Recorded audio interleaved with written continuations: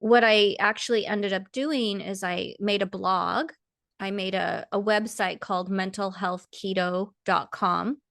And on that blog, I would spend my weekends actually writing articles for that blog. And the way I did it is I thought, okay, I know that we do know some of the mechanisms by which we suspect ketogenic therapy helps heal brains, helps with mental illness, because it comes from the epilepsy world where people have been using it to manage treatment resistant seizures for over 100 years. So there has been some research into effects of ketogenic diets.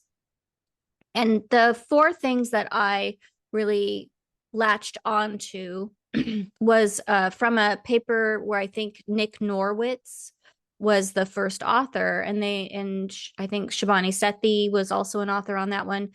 And they were talking about these kind of four areas in which ketogenic diets might be very useful for mental illness. And those were oxidative stress, neuroinflammation, neurotransmitter imbalances, these different areas. And so I thought, well, what I'm going to do, I'm going to go through the DSM-5, which is the diagnostic manual that we use to give people diagnoses.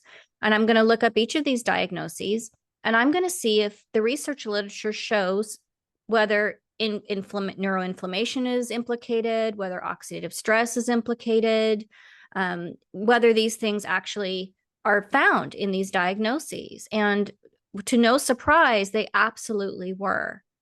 And so we actually kind of do know quite a bit, not perfectly, like there's really some advanced research going on looking at like the mechanisms that are involved with ketogenic diets, but we do have some basic info. So, um, so that's how I made sense of it. And by writing blog articles that kind of explained this diagnosis has these problems, ketogenic diets treat and have treatment effects for these problems. Why can't we use a ketogenic diet to treat this diagnosis?